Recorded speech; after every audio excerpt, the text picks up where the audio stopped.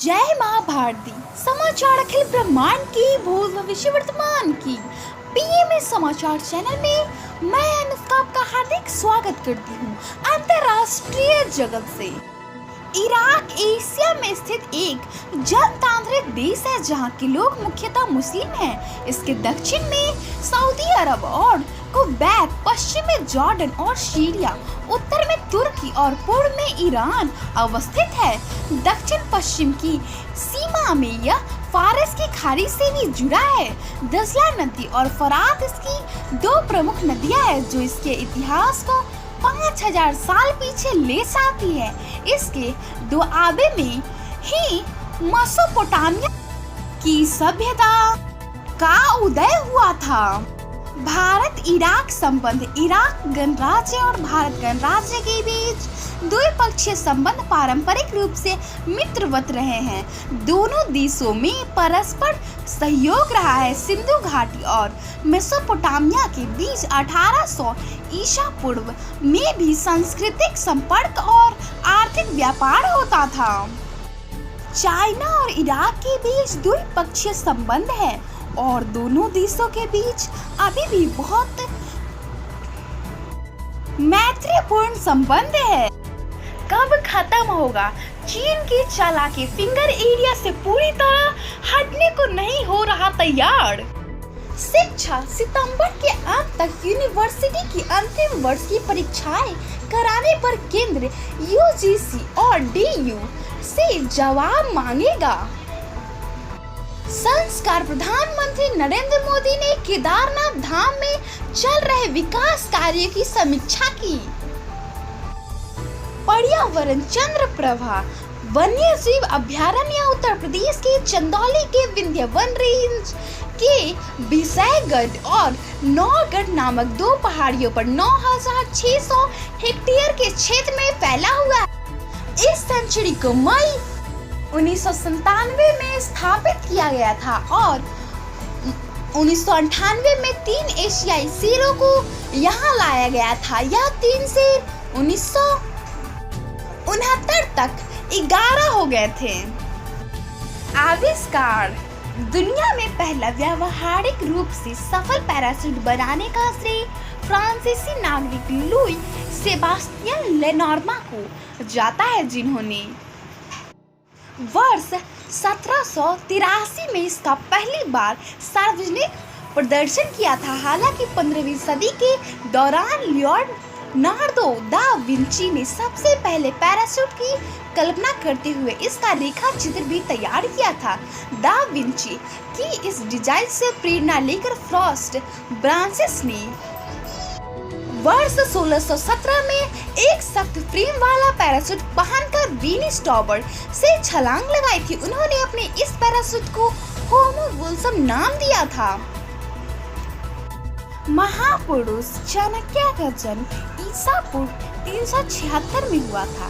वे चंद्रगुप्त मौर्य के महामंत्री थे। वे कौटिल्य नाम से भी विख्यात थे।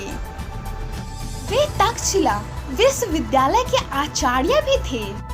उन्होंने नंद वंश का नाश करके चंद्रगुप्त मौर्य को राजा बनाया। उनके द्वारा रचित अर्थशास्त्र नामक ग्रंथ राजनीति, अर्थनीति, कृषि, समाज नीति आदि का महान ग्रंथ है। अर्थशास्त्र मौर्यकालीन भारतीय समाज का दर्पण माना जाता है। चाणक्य की मृत्यु को लेकर दो कहानियां संदर्भ में आती है, लेकिन दोनों में से कौन सी सच है, इसकी अभी कोई सार नहीं निकला है। राज्य। मध्य प्रदेश का इतिहास। मध्य प्रदेश का इतिहास पैलियोलिथिक समय से ही शुरुआत में आ गया था। इसे मुख्यतः 3 अवधियों में विभाजित किया जाता है: पाषाण युग, वैदिक काल, मौर्य और उत्तराधिकारी मध्यकालीन आधुनिक। पाषाण युग। भीमबेटका की गुफाएं वर्तमान के मध्य प्रदेश में पीलेओलिथिक बस्तियों में प्रमाण प्रस्तुत करती है। नर्मदा नदी घाटी के विभिन्न स्थानों पर पाषाण युग के कई उपकरण पाए गए हैं। ईरान, कायथ, महेश्वर, नागदा और नवतुली सहित कई जगहों पर ताम्रयुगीन स्थानों की खोज की गई है। खेत खलिहान। परवल या पटल एक प्रकार की सब्जी है। इसकी लता जमीन पर पसरती है। इसकी खेती असम, बंगाल, उड़ीसा, बिहार एवं उत्तर प्रदेश में की जाती है। परवल को हिंदी में परवल, तमिल में कोवा कई, कन्नड़ में थोड़ेकाई और असमिया, संस्कृत में ओडिया और बंगाली में पोटोल तथा भोजपुरी, उर्दू और अवध भाषा में पड़ोरा के नाम से भी जाना जाता है। फल कमरक एक फल है।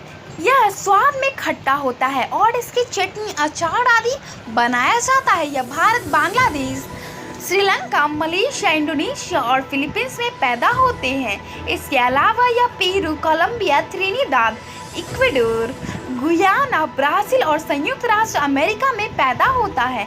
इसका फल प्रायः 5 कोण के तारे जैसी आकृति का होता है। फूल नरगिस डैफोडिला नॉरिसस वंश का पुष्प है। यह सफेद से पीले तक अनेक रंगों का होता है। इसकी पत्तियां लंबी और पतली होती हैं। डैफोडिला व नरगिस एक ही परिवार के हैं। नरगिस की सफेद 5 पंखुड़ियों के बीच पीला सुगंधित प्याला खुला होता है। वह 5 फूल का एक साथ एक टहनी पर चक्राकार रूप से खिलते हैं। डैफोडिल का फूल प्याला आकार में बड़ा होता है। कई बार पूरा फूल सुनहरा पीला या श्वेत होता है। योग हस्त पदासन। हस्त पदासन योग बहुत ही महत्वपूर्ण योग आसन है। यह आपके जीवन से तनाव को कम करने में मदद करता है। यह योग अपने शरीर को गर्म करने और अपने शरीर को अन्य योग को करने के लिए लचीला बनाने के लिए एक अच्छा आसन है। यह सिर में रक्त संचार को बढ़ाने में मदद करता है। इसके अलावा उत्तानासन हमारे शरीर के अनेक रोगों से लड़ने में मदद करता है। ब्रह्मांड द ग्रेट बेसिन रेगिस्तान अमेरिका का सबसे बड़ा रेगिस्तान है जो लगभग 4,09,000 वर्ग किलोमीटर तक के क्षेत्र में फैला हुआ है। यह रेगिस्तान Oregon, Idaho, Nevada, Utah, Wyoming, Colorado तथा कैलिफोर्निया राज्यों के बीच फैला हुआ है। इस रेगिस्तान का अधिकांश भाग यूटा तथा नेवादा राज्यों में स्थित है। यह ऊंचाई पर स्थित रेगिस्तान है जिसका अधिकांश क्षेत्र समुद्र की सतह में 1200 मीटर की ऊंचाई पर स्थित है। गणित क्षेत्रमिति गणित की वह शाखा है जो मापन से संबंधित है। मापन में भी विशेष रूप से यह ज्यामितीय आकृतियों के क्षेत्रफल एवं आयतन के सूत्रों की निष्पत्ति एवं उनके प्रयोग से संबंध रखती है। आयुर्वेद एशिया, उत्तरी अमेरिका और यूरोप में उगने वाले अनेक प्रकार की भोज वृक्षों की छाल को भोजपत्र कहते हैं। कागज की खोज के पूर्व हमारे देश में लिखने का काम भोजपत्र पर किया जाता था। कालिदास ने अपनी कृतियों में भोजपत्र का उल्लेख कई स्थानों पर किया। हिमालय क्षेत्र में उगने वाला एक वृक्ष है जो 4500 मीटर की ऊंचाई तक उगता है। भोजपत्र भोज नाम के वृक्ष की छाल का है, पत्ते का नहीं। भोजपत्र की छाल कागजी परत की तरह पतले पतले छिलकों के रूप में निकलती है। गांव शहर मधुबनी भारत के बिहार प्रांत में दरभंगा प्रमंडल अंतर्गत एक प्रमुख शहर है।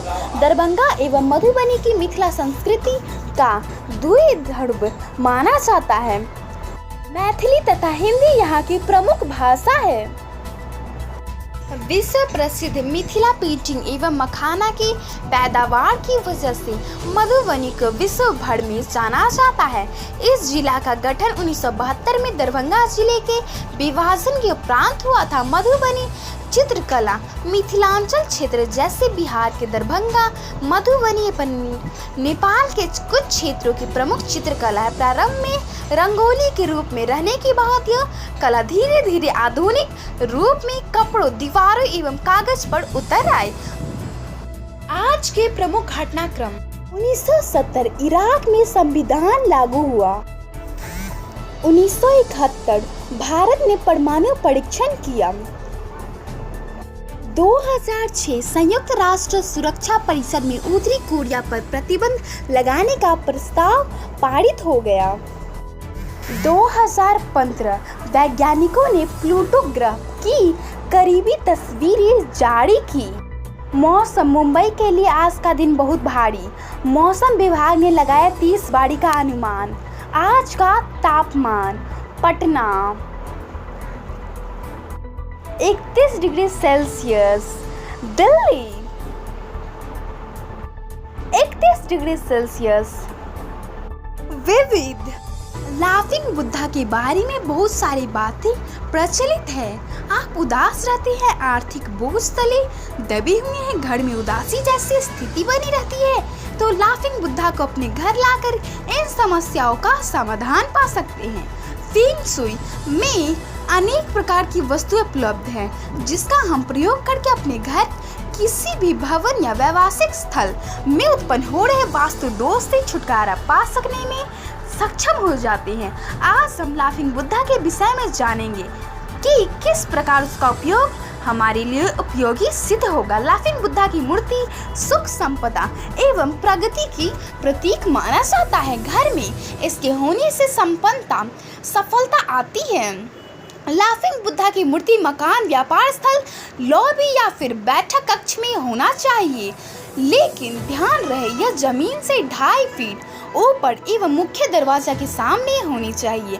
मूर्ति का मुख हमेशा प्रवेश द्वार की ओर होनी चाहिए। इसकी मूर्ति अधिक क्रियाशील रहती है। लोगों के मन में यह भ्रांति होती है कि यह गिफ्ट के पर दिया जाने पर ही कारगर होता है। सर्वथा गलत है। यह मूर्ति स्वयं भी खरीद कर रखी जा सकती है। लाफिंग बुद्धा के लिए एक बहुत जो ध्यान में रखने वाली बात है कि वह यह है कि इसे कभी भी धातु, चीनी मिट्टी अथवा प्लास्टर ऑफ पेरिस का बना नहीं होना चाहिए। अब जब भी इसे खरीदे तो सिरामिक का बना होना चाहिए।